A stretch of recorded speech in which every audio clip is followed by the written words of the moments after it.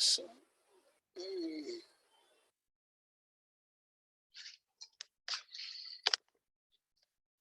I'm grateful that you have decided to join my channel. I am Barnabas Mogo, and I'm the one responsible of teaching or training you something that is called mechanical plants. And when we are dealing with the mechanical plants, we are dealing with the issue to do with the pump and the pumping system. And as we are going to see, that pump is the main cause of the unit, or it is the core of this unit.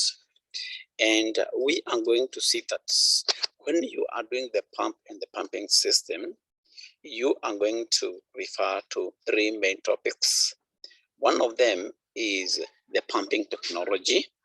And when we are dealing with the pumping technology, we are dealing with the pump and its system.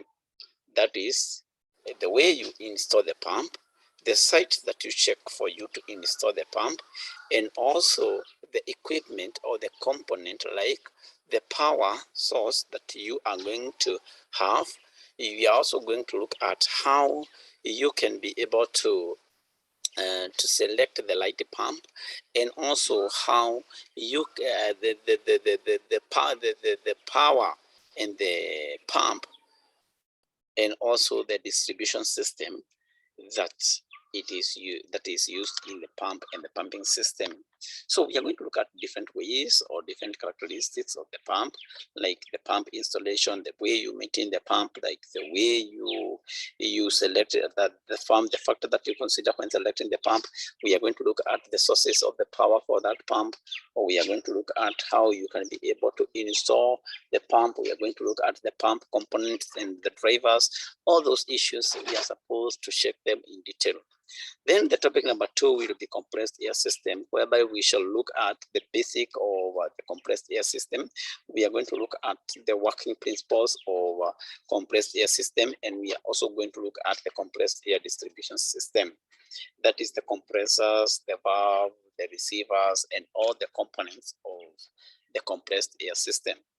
We are also going to check out the plant instrumentation and control, whereby we are going to see how you can be able to automate the system for the water.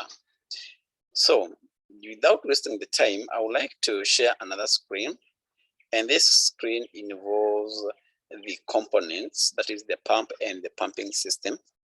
And here we are looking at the factors that you consider when you are selecting the pump. The factors that you consider when selecting the pump is one of the main things that you need to know, so that you can be able to tell what kind of the pump that you want to install, or that you are proposing to install in your farm. Not all the pump that can be installed in any given area, all for the given assignment. And therefore, it is good for you to be able to consider those factors in order for you to be able to gauge which are appropriate and which are not. One, when we are looking at the pump, for example, we are looking at, there are two main types of the pump, or two main classes of the pump, depending on the manner in which water flows in and out of the system. One of them is the lotodynamic pump, and the second one is called the positive displacement pump. Those are the two main ways upon which we can be able to classify the pump. In lotodynamic pump, they are classified into two. One of them is the special effect pump, and the other one is the centrifugal pump.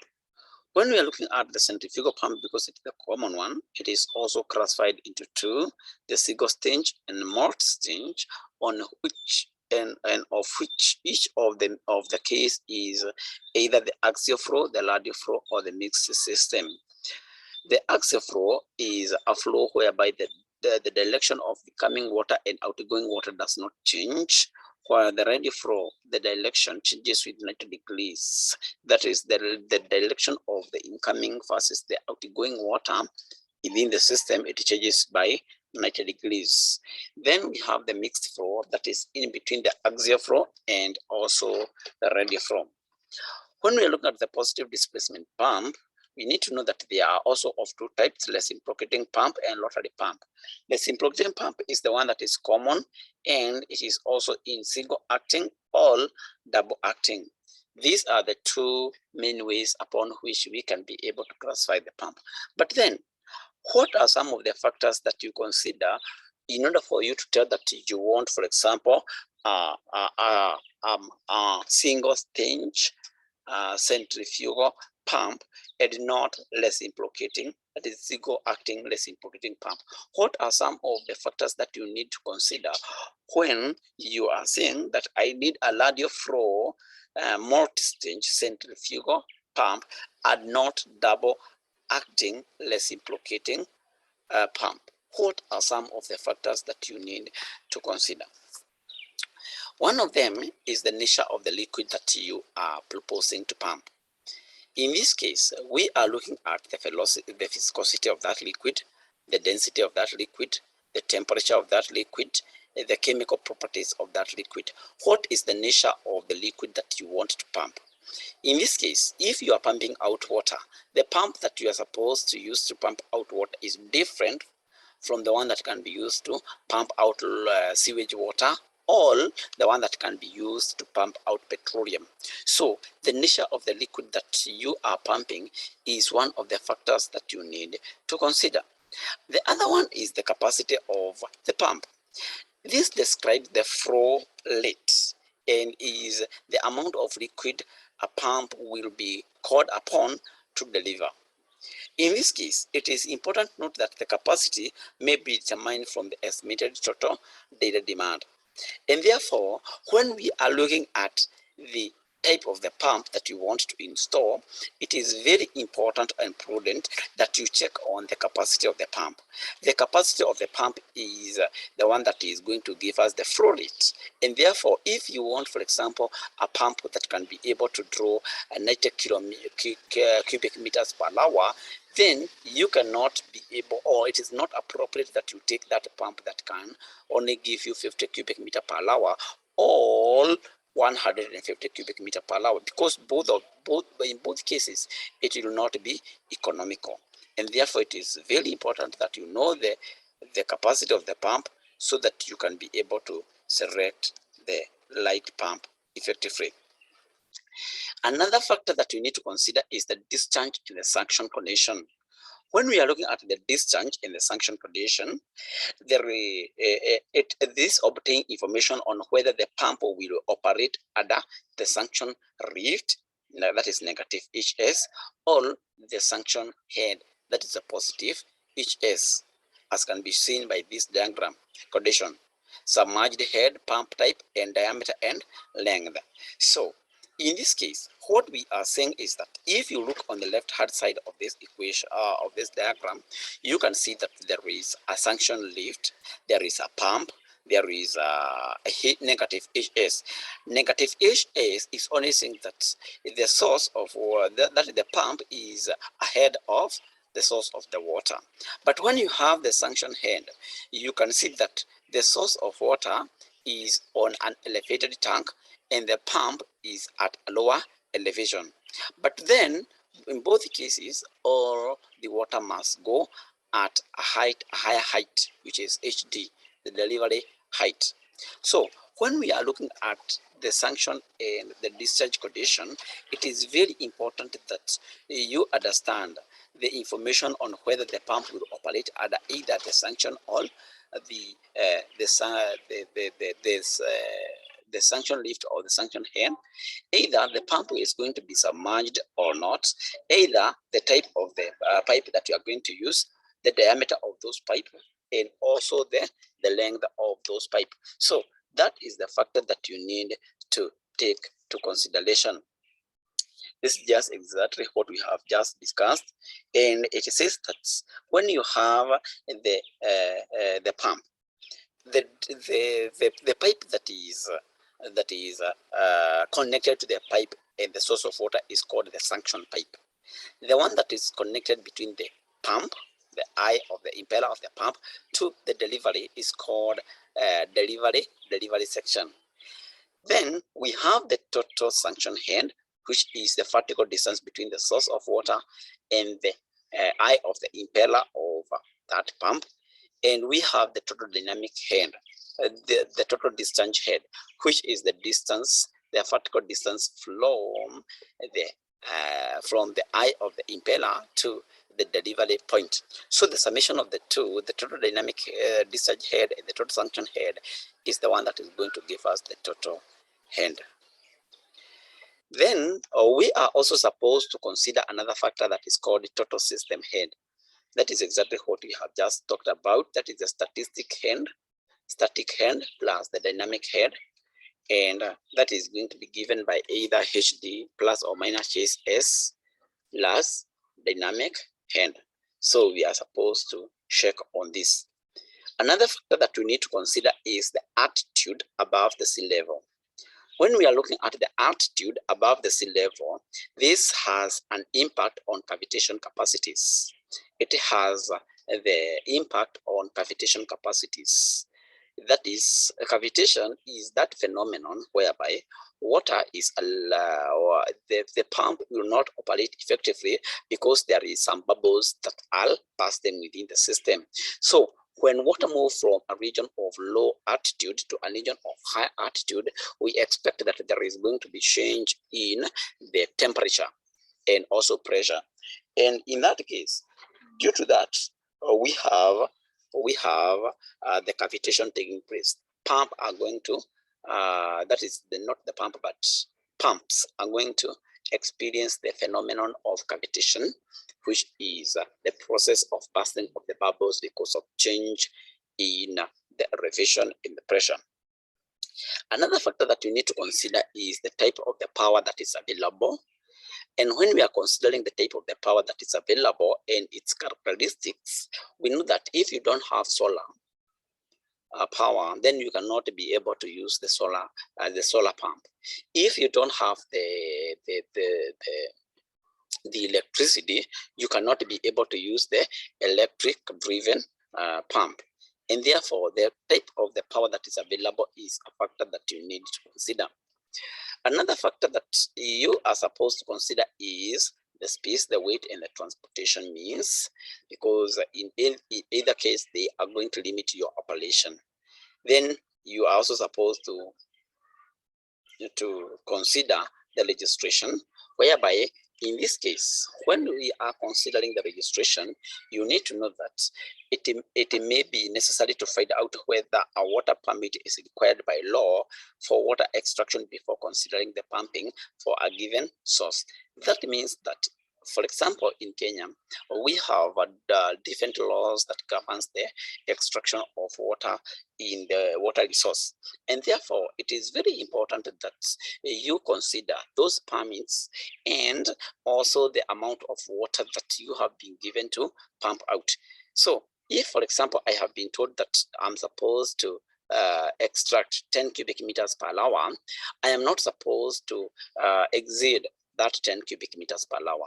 And therefore, it is very prudent that you get the required amount of water as per your permit.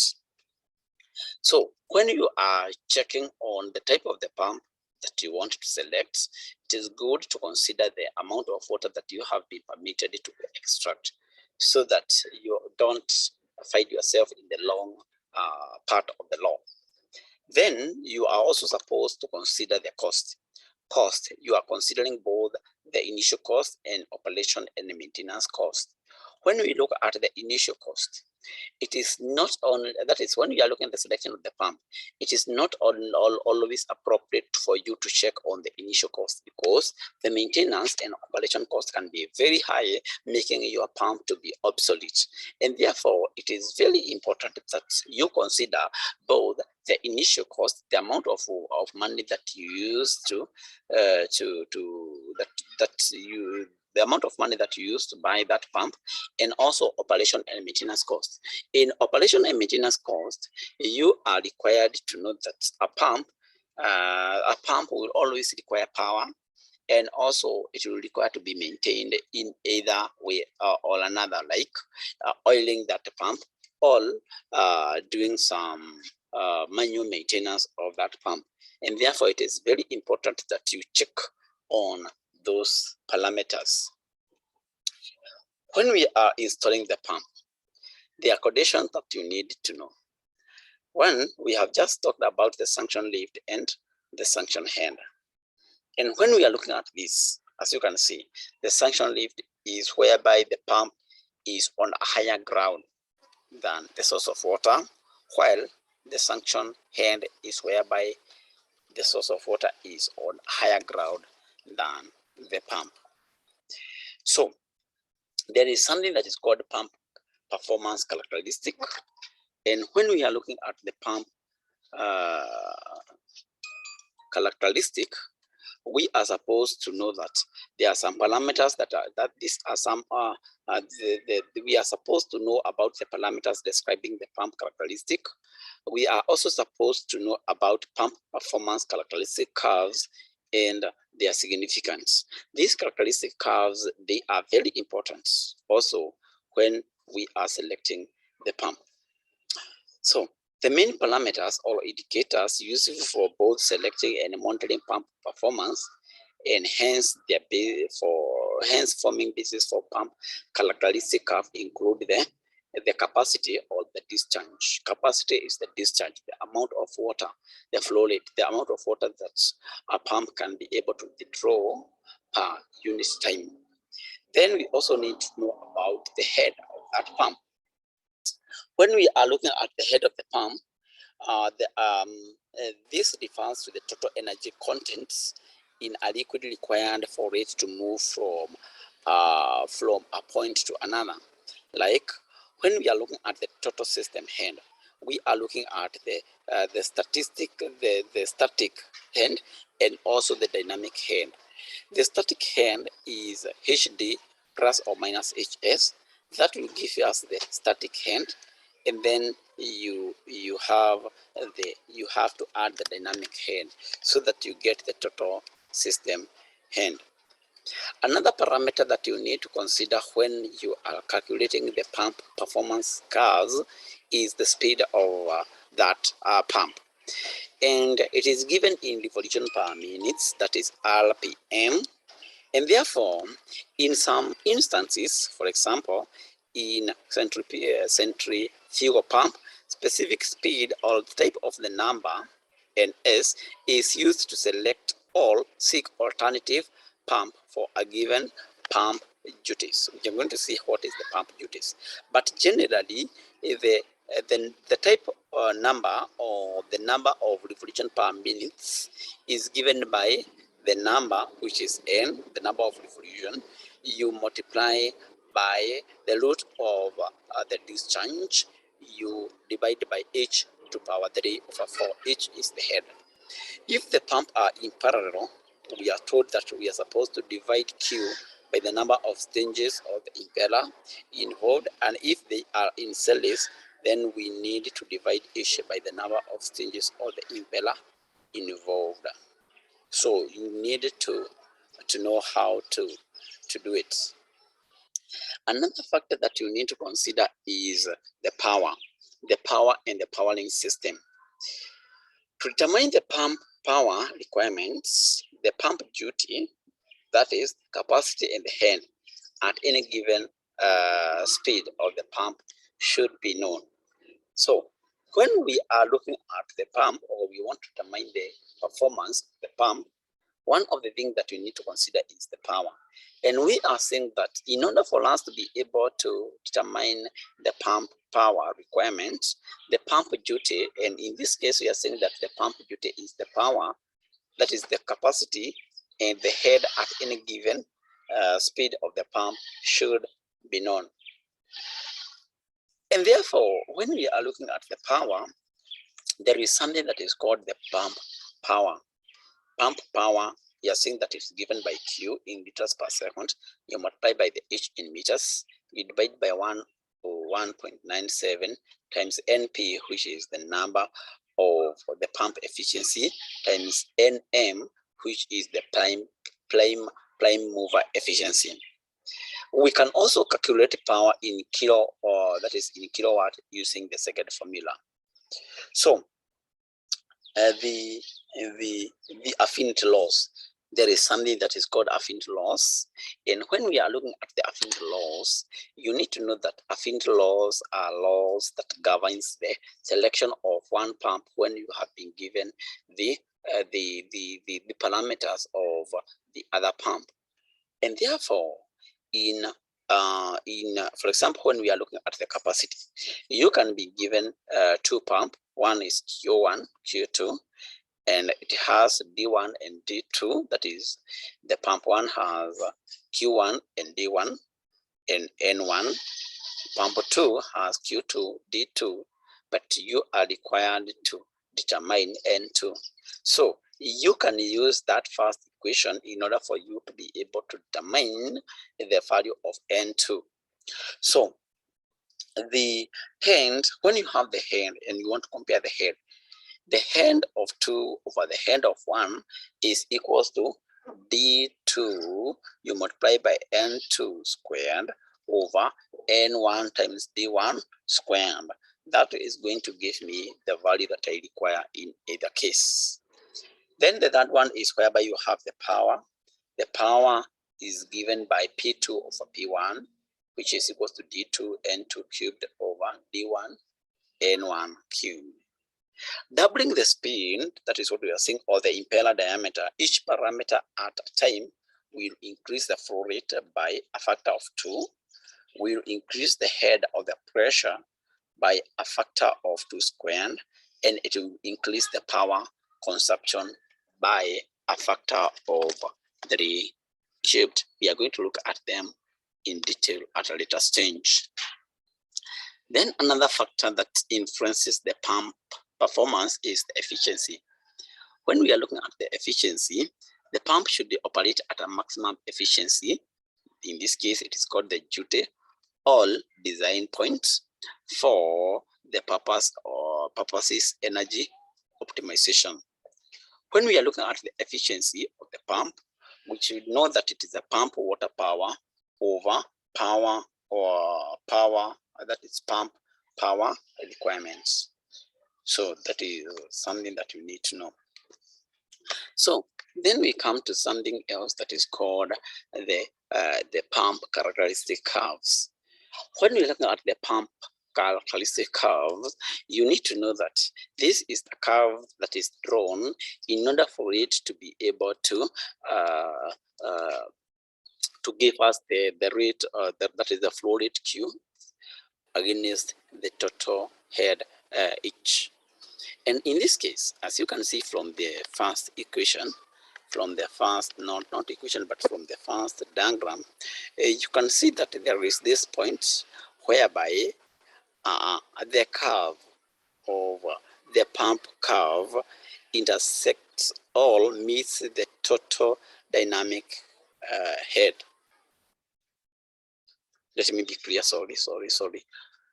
When the flow rate is 0, the total dynamic head is at maximum, whereby we have the curve of the pump curve. That point when Q is 0 and H is maximum for the pump curve is known as the shut-off point. It is known as the shut-off point, meaning that even if when there is no water that is flowing, the head is still there. It's called the shut-off head. And then when you have the system curve, the system curve will meet the pump curve at somewhere that is called the operating point. That is where the two will meet. It meets, that is the system curve meets the pump curve at the operating points. We also have the relationship between the brake horsepower.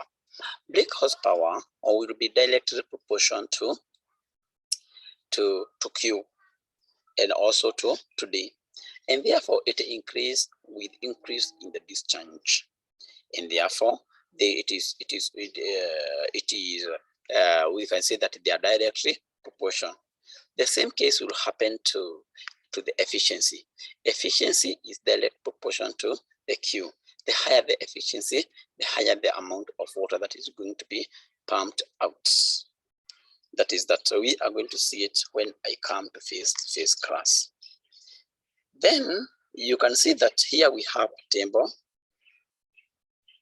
We have a table, and in this table we have Q in meter cube per second against the hand in meters. We have just talked about the shut-off hand, and in the shut-off hand point, it is the point whereby Q is 0, but H is maximum. Then we have the duty point. The duty point occurs whereby the HQ curve, that is the pump curve, meets the static curve or the system curve. That point is the one that is called the duty point. Then you have been given the static hand. The static hand is the hand that is going to remain the same even if you increase that amount of water. There is also something else that is called net positive suction hand and also the cavitation. The net positive suction hand, which is abbreviated as NPSH, is the net pressure at the pump inlet. It is the net pressure at the pump inlet. For a pump to effectively suck the liquid and perform well, there must be a sum of the pressure to avoid the vacuum installation at the inlet, which would otherwise cause cavitation problem, especially as associated with vaporization of water. This pressure is referred to as the net positive suction head required. If you dip any straw in the soda or in a bottle of soda, you see that there is that level when water or where water is going to reach in that straw. That is because of net positive suction head available. That is already available. The same case is going to happen to water. If you dip that suction area towards the water from the pump,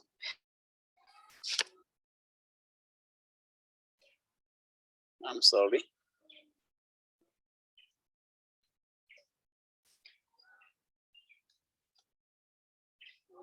So I was saying that when you dip in water in the system or any straw in the system, you expect that there is going to have some energy to drive in water in that pipe. The distance from the source of water to the level water is going to occupy in that pump, or not pump, but pipe, is known as net positive suction head available. The one that is required in order to deliver water to the pump itself is called net positive suction head required.